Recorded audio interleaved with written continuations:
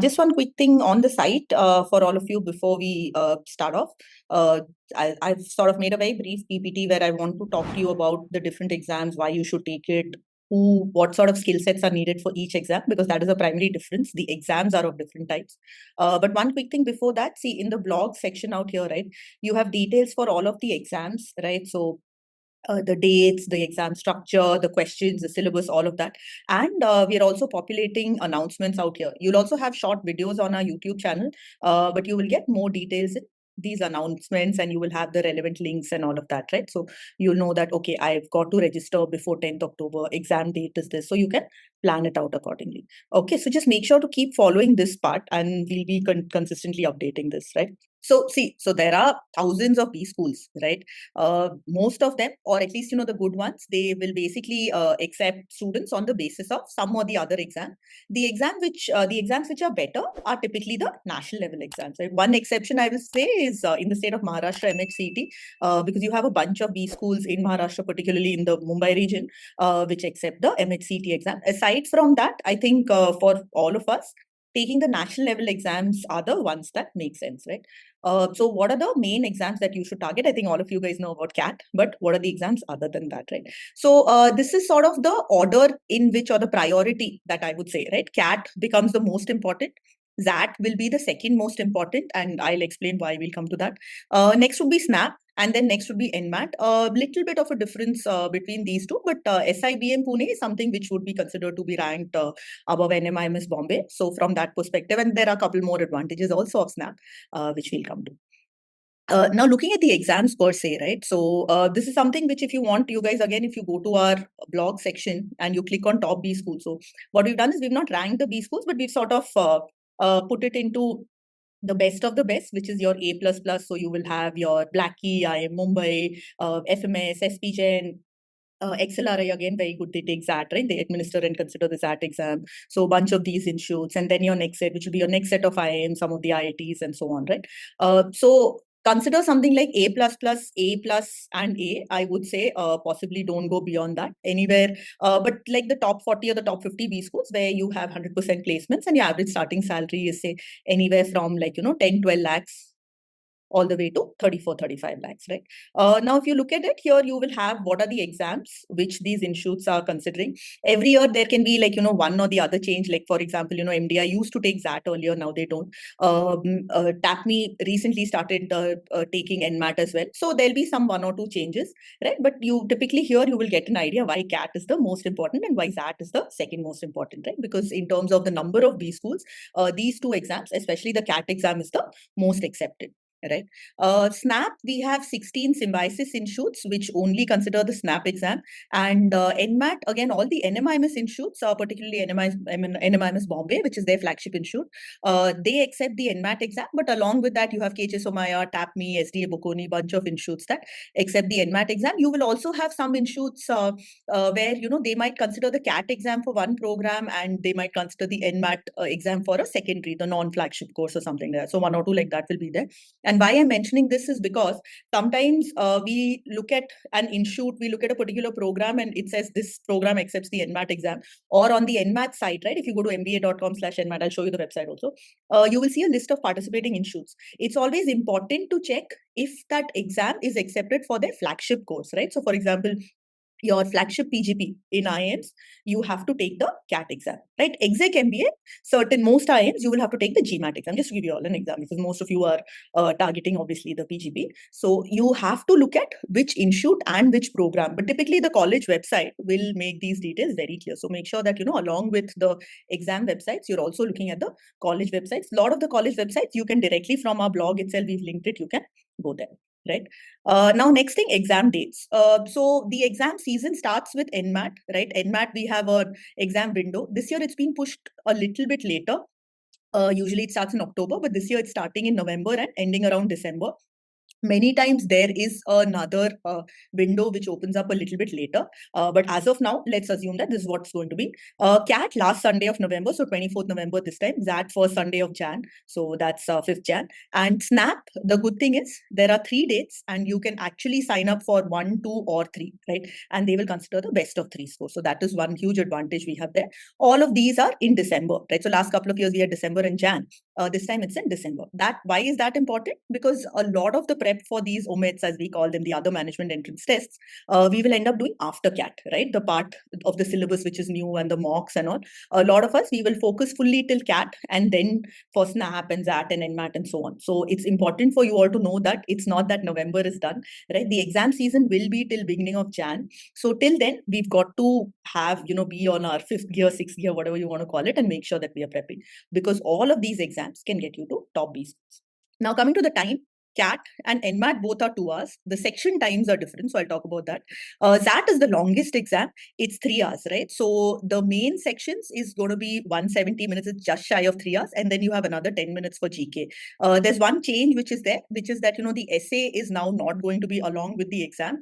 So that has cut short the time. Otherwise, GK and essay used to be about 20-25 minutes, right? So now this has become just about 3 hours, which is still making it the longest exam. SNAP is the shortest at 1 hour. And given that we have 60 questions in 60 minutes, there are no RCs, right? So that's one unique thing about SNAP. But I'm probably jumping the gun because I have all of these coming up. Now, in terms of locations, but that is one thing definitely for you all to check. CAT will have the most, I think it's 150 or 160 plus cities these days. NMAT, you have a lot of locations, and on top of it, you also have the ability to take the test at home. It will be a proctored exam where you will have, just as right now you all are able to see me speaking. So similarly, you will have a window open and there will be an invigilator on the other side. You have to keep it unmuted as well. And they will be monitoring your progress for that 2 hours. Primarily for that, because you will essentially end up sort of like having the window open over here. So from that perspective, I generally recommend that if there is a center in your city, go and take it over there. You also don't have any worries in terms of what if my internet conks off and things like that. So that is generally better. But I mean, at the end of the day, you do have that option as well. In terms of attempts, CAT we are taking once, it's being held also once. Same for that. SNAP 3, all 3 times you can take up. There is no normalization in SNAP. They will take the best of 3 attempts. So which is why I would definitely recommend take at least 2. If possible, just take 3, right? Obviously, budget is one consideration. Timing is another, because, you could, for example, say that, okay, I'm going to be taking my NMAT before CAT, and then I take CAT, and then SNAP, I take 8 to 15th. And then after that, for the next 2 to almost 3 weeks, I'm fully focusing on that. But at least twice, you should definitely take, all the more because there is no normalization, right? So if there is a test which is slightly easier, they're not going to reduce the marks over there and, bring it at par the way CAT does for their 3 slots, right? So it is well worth it taking it 2 or 3 times. NMAT also, you can have multiple attempts, but the thing is NMIMS institutes, they will consider only your first attempt. So that is one important thing for the last 3 years. That's how it's been. So that's one important thing. So your first attempt has to ideally be your best attempt. So yeah, so when it comes to the exam, so it's 2 hours, 170 minutes for the 3 sections. So I've just put that, the extra 10 minutes for GK, 1 hour and 2 hours.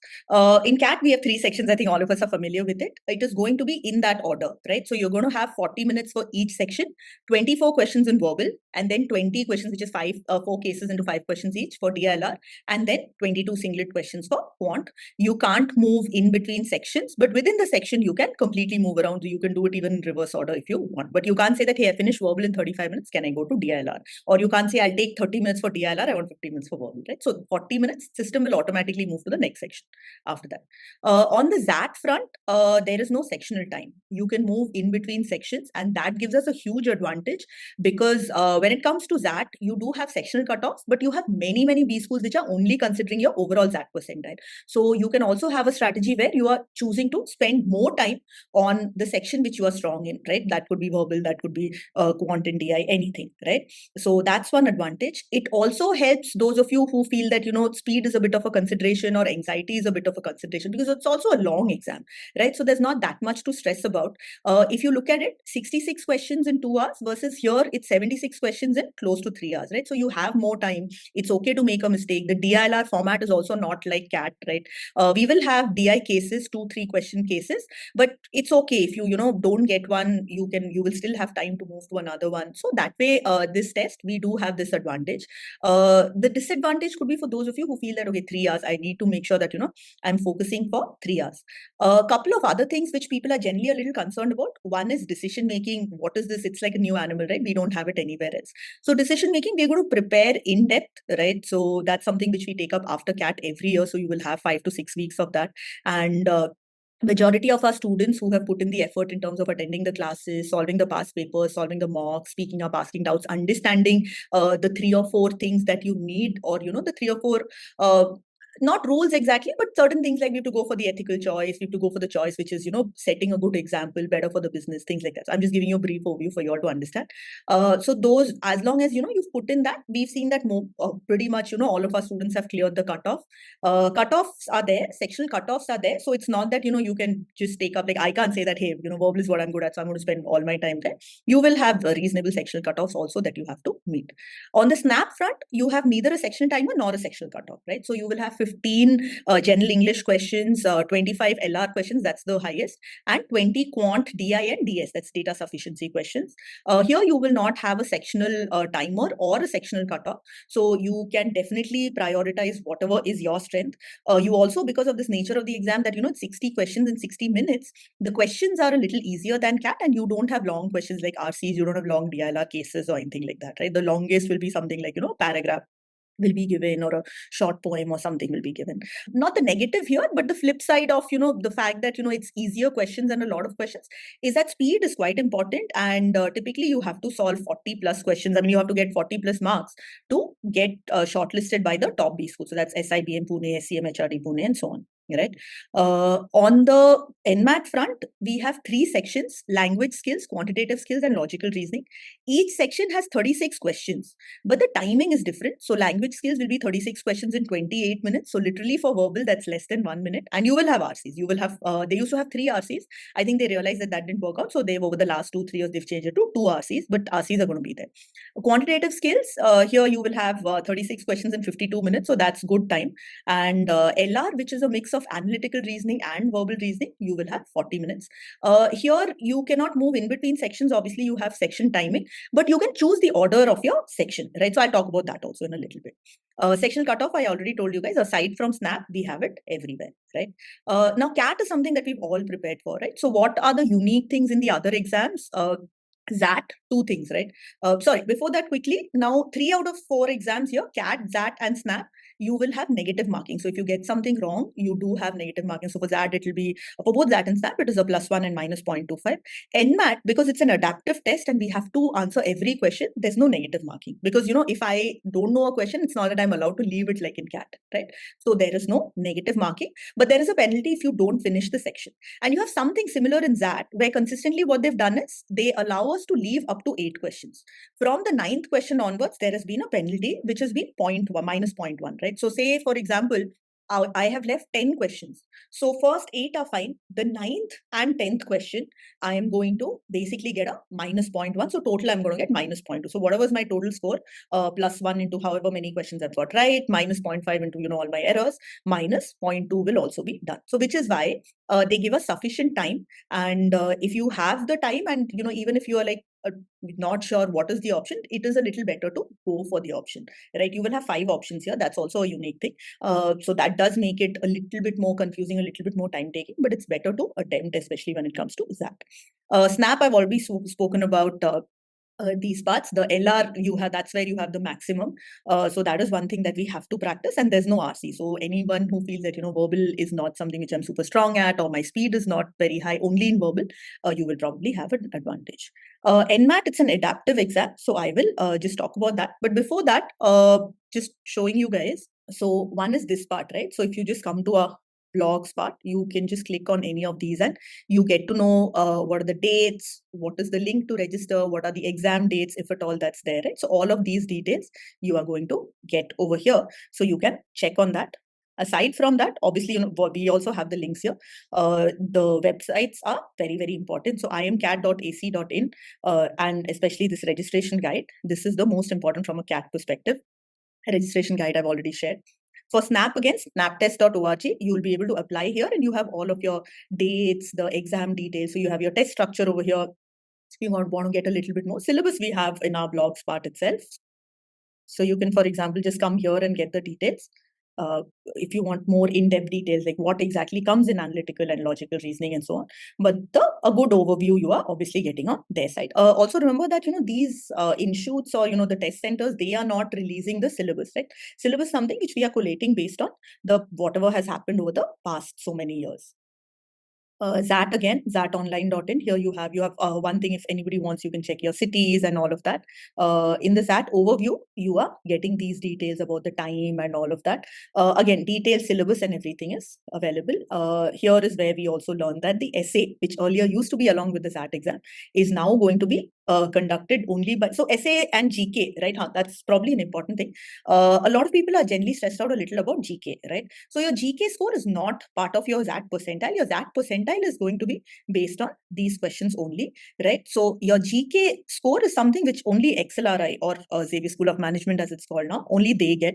And now what they're saying is the essay is also something that they're going to be conducting only for the students who have been shortlisted, right? So again, that's something which we don't have during the XAT exam. If you ask me, that is a benefit, because after taking an exam for almost 3 hours, then writing an essay is something which gets a little hectic. They used to give us 2 or 3 options, so it remains to be seen how it will be conducted, but I'm sure they'll come out with more details once the exam has happened and the shortlisting and all is going on. GK, another thing is there's been no negative marking. They've reduced it from 25 to 20 questions, but you can see the time is quite less. Here, because there's no negative marking, ideally we should be attempting all the questions and don't waste time dithering too much in one question. If you feel it's either A or B, just quickly mark one and move on, right? Same way for NMAT, you have this here where you have, all of the dates. You also have, all of the exams, all of the B schools which are accepting it. So a bunch of details which you have over here. This is the part that I was speaking about. So if you see ISB, there's a specific program for which they accept the NMAT score. SPJN, again, there's a specific program for which they accept the NMAT score. So it's important to go and consider, is this the flagship program? Why is the flagship program important? Typically, that is the one, the placements and all that we keep talking about, right? That is the one where you have those. That is the one which is, sort of like where you will get sort of the most respect from corporates once you've graduated, because that's the tougher one to get through, right? So just make sure that, this is the flagship program or definitely an important program before you sort of saying that, hey, let me take such and such exam, whichever it is, because this institute is accepting it. So that's a little bit on these exams. Let's quickly look at the syllabus, right? In terms of syllabus, I'm just comparing it with CAT, right? The common thing for all of these exams, the quant syllabus is pretty common. Here and there, you will have fewer questions in one area, more questions in one area, things like that. But the other thing which is there is, there's no, in XAT, the quant and DI is together. There is no, there's verbal and LR, but that LR is more of like, verbal reasoning, right? You have a separate section called decision making. Now, decision making, for those of you who've not checked it, it's basically you will have these like, small cases, like a caselet of sorts, like a paragraph, and then you have to take a decision, and they're just testing your sort of your managerial decision making. How ethical you are you able to think in terms of prioritizing resources, do you have a long-term view? So things like that. So you could have one single question or 2 or 3 questions. A lot of times you have a case and you will have 2 or 3 questions around it.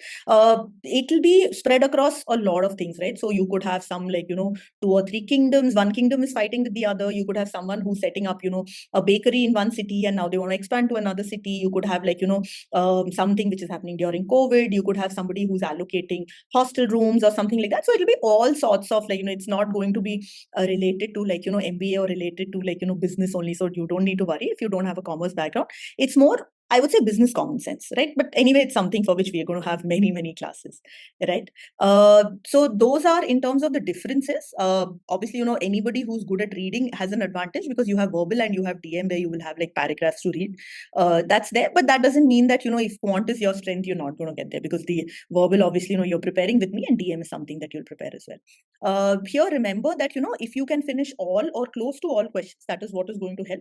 Anyone who's prepared well, you have an advantage. But like I said, because there is no sectional timer, you can spend more time on your stronger areas and a little less time on your weaker areas. Closer to the exam, there will be 2 or 3 test strategies, how you should split your time, because you don't have timers, right? So what you don't want is, hey, before I realize it, 1.5 hours have gone and I've only done the verbal section. So you have to have a time of sorts for each section. You have to plan which section to start with and so on. So these are things which we will get into after the CAT exam. Once you guys, before you guys start taking mocks, I'll give you all 2-3 strategies and you can try that out. In terms of SNAP, the general English section is the one which is very different from CAT. You will have primarily vocabulary, grammar, spelling, these sort of questions, and they will be on the tougher side. We've even had things like which language is a particular English word from. So if you have words like chutney and bungalow and all these are Indian origin words, right? So like that, there are a lot of French, German, Latin, probably Portuguese, words from a lot of different countries which have come into English. So we've even had things like that, or we've had words which have been jumbled up and things like that which have come up. The difficulty level from a vocabulary perspective is on the higher side, that's for sure. Logical reasoning and quant, I would say, is easier. Logical reasoning, another advantage is you will have single questions. And since last year, it has been a combination of verbal reasoning as well as analytical reasoning. So verbal reasoning is things like, cause and effect, syllogisms, or something like, all pink is blue, some yellow is blue, things like that. On the analytical reasoning front, you could have sequences, clocks, blood relations. You will also have things like arrangements and all, of course, but singlet questions.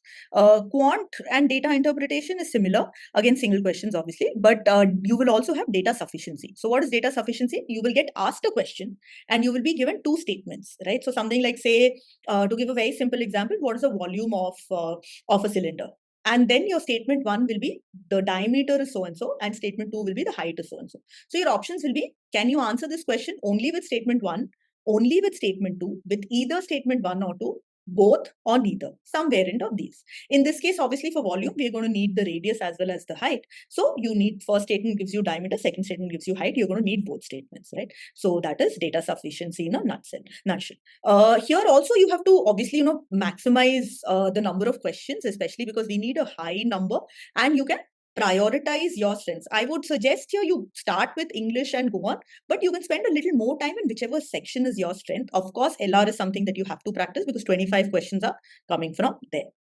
On the NMAT front, in terms of the in terms of the syllabus, it is pretty similar to SNAP, right? You will have grammar, you will have RCs, but they will be a lot easier. Jumbled paragraphs, all of those will be there. Logical reasoning, again, is similar to what I just explained in SNAP. They have had verbal reasoning for long, right? So they will have more. So they also have smaller decision-making sort of stuff where you will have 1 sentence or up to 1 paragraph. And you might have a couple of decisions and you have to choose whether you should go for one, should you go for the first decision only or second decision also, first 1 and 2, 1 or 2. You'll have all of these sort of options. We will be putting in a lot of practice for these. But the main difference when it comes to NMAT is that this is an adaptive test, right? So what exactly do we mean by an adaptive test? So some of you, if you have looked at GMAT and all, again, that is similar. So what happens in CAT or any of these other exams is that, we have question after question. The questions are already preloaded, right? So in CAT, if I am going into a particular slot, these are the 24 verbal questions that I have. These are the 4 DLR cases that I have and so on. The order could be different. The options will all be like for me, if the sequence is something, for you, the sequence will be something else, right? So that bit is there, but the questions are already pre-decided and it's going to be the same for everyone. In an adaptive test, what happens is the test adapts to your performance. What do I mean by that? If you solve 3, 4, 5 questions and you are getting it right, then the system starts throwing you tougher and tougher questions. So if the question starts seeming difficult in NMAT, you're actually doing something good. Now, on the other hand, if you made a few mistakes, what happens is your score is going to, you're obviously, getting those answers wrong. You're not getting negative marks, but you're not getting the marks for that. So your score is coming down. Plus the system will start throwing you easier questions. Now, you might think, hey, easier questions, that's good. But the problem with easier questions is they will be for fewer marks. So typically the marks for each question, depending on the difficulty level, will be 3, 4, or 5 marks, right? So if you are basically doing well and getting the harder questions, you're getting 5 marks per question. But if you have made a few mistakes, then your potential to score a high score actually comes down. And that is important. Obviously, the overall score we want to maximize as much as possible.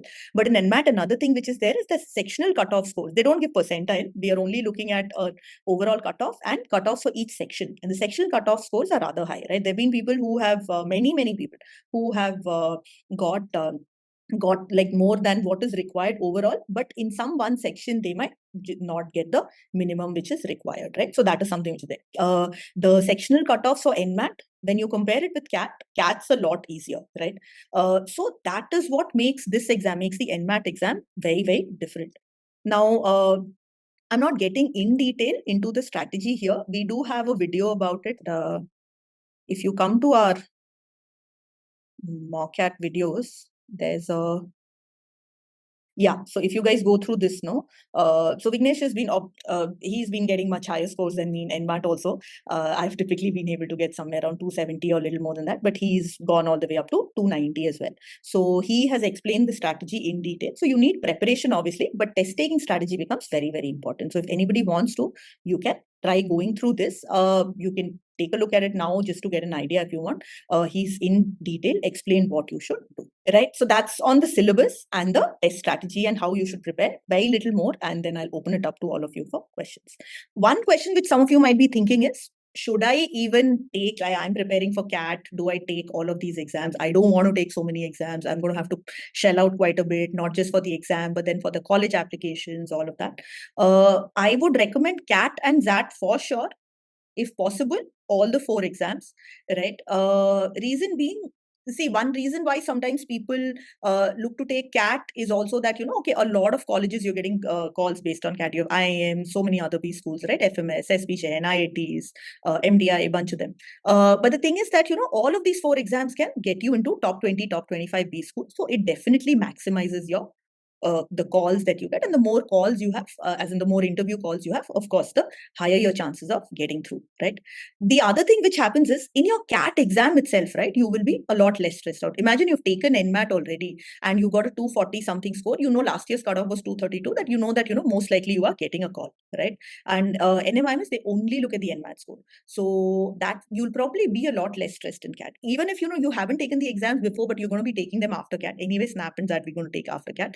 Even then you'll still be a little bit, not a little bit, you'll be considerably less stressed out, because even if CAT goes badly, you still have more chances, right? So all you need to do is crack just the one exam. So some of you, if you've been watching, I'd shared that, that Toppers Arena videos playlist with you guys. So some of you, if you've seen that, one of our students who didn't do well in CAT had limited time to prepare, then ended up really pushing for NMAT and XAT and cracked both, right? And if for whatever reason CAT goes badly, it's just not your day, the section which, some section was hard, so your scores got lower, you can't meet the sectional cutoff or so on, you definitely have multiple other attempts. Some of these exams can also be more beneficial for some of you. So one thing which is there in CAT is reservation. If you see IIMs, IITs, many of the institutes do have reservation.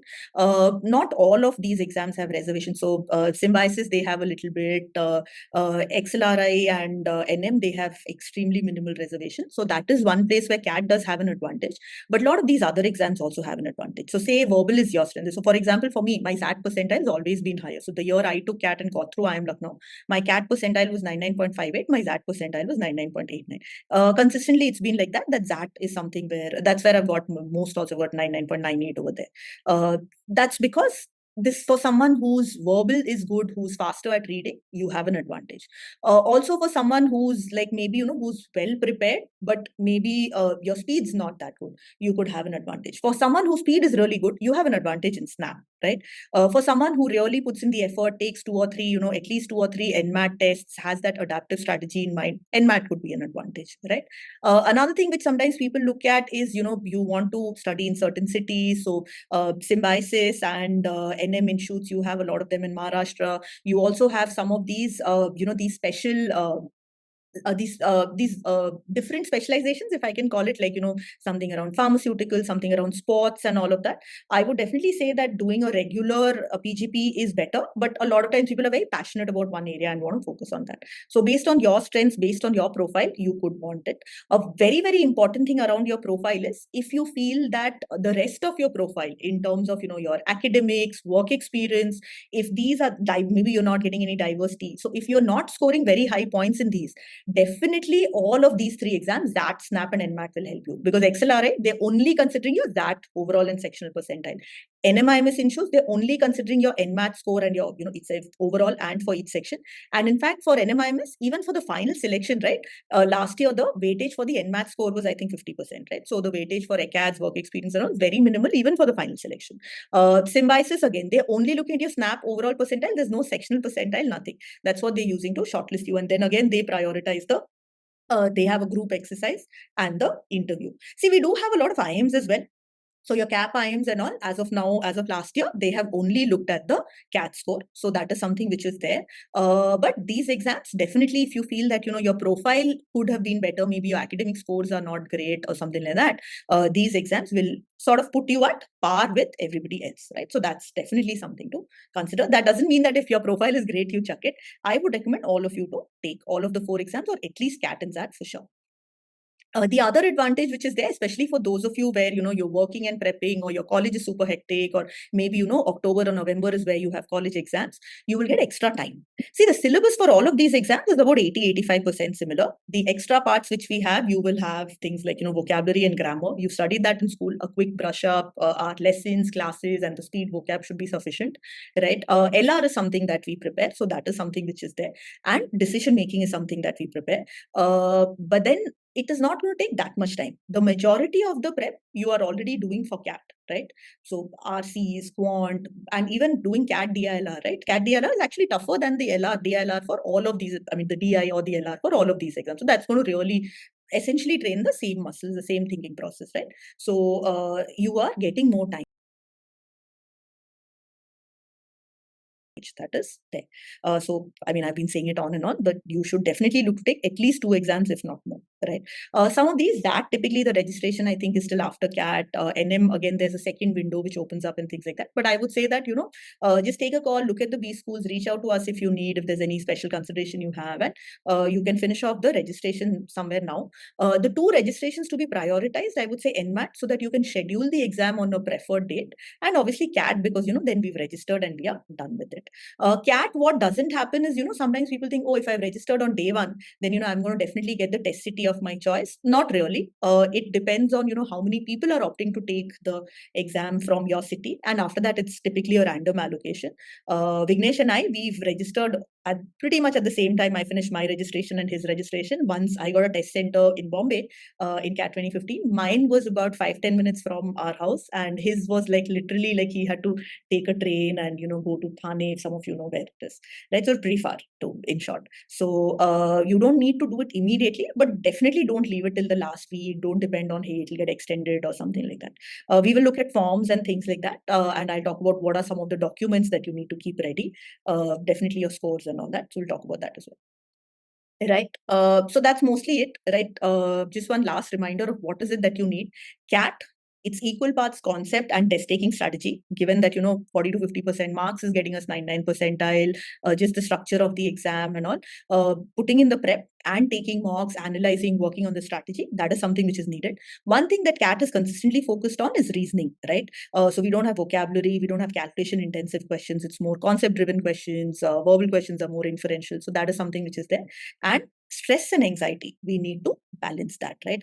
In mocks itself, a lot of times we feel stressful, we want to maximize our score, so we might end up, going too fast or making silly mistakes. The exam is a whole new animal, right? Because you will go there, they will be checking, there'll be a bunch of people, everybody's like, taking the exam, and then you go and you sit there, and you're sitting there for half an hour, right, before they even tell you what is your login ID password. And right? So it's going to be a little bit stressful. There'll be people around you, there could be a little disturbance. So handling that, it's important for all exams, but CAT, it is definitely important, especially given that it's the single most important exam. When it comes to that, I think preparation is the most important, right? DM is something that we have to prepare, obviously, to boost. DM is something where if you prepare well and you do it quickly without overthinking too much, it will definitely boost your overall score. And of course, you have to meet the sectional cutoffs. Verbal strength, like I said, especially reading speed, understanding the verbal, XAT verbal is generally thought to be tougher than CAT. Plus, you have 5 options here. So that is again something which is there. The better prepared you are, definitely the better, because you have time, right? You have almost 3 hours, and the number of questions is not going to be like, that much more. So the more you've prepared for CAT and then in the next few weeks for XAT, that is going to help you to maximize questions. Snap, speed would be the most important. Speed with accuracy, of course, because it's a +1 and minus 0.25, and you're not just getting that minus 0.25, you're losing that 1 mark, right? So instead of getting a 40, you are ending up getting minus 1.25, right? So speed with accuracy. Questions are easier than CAT. And if you're prioritizing your strengths, again, that is something which is important in both of these exams. NMAT, the main thing is going to be the adaptive nature of the exam, right? So that is something which is there. Again, in NMAT and actually in SNAP also, the LR section is what can boost your score. So in XAT, preparing for the DM section is really important. In SNAP and NMAT, the LR, which is different from CAT, SNAP because it has 25 questions, and NMAT, while the number of questions in each section is the same, obviously, preparing for that, making sure you can maximize your score over there, that is going to help you. The sections I would say are easier than for both SNAP and NMAT. But the thing with NMAT is going to be that you have to be good at all 3 sections because sectional cutoffs are rather high, right? So that is something which is needed.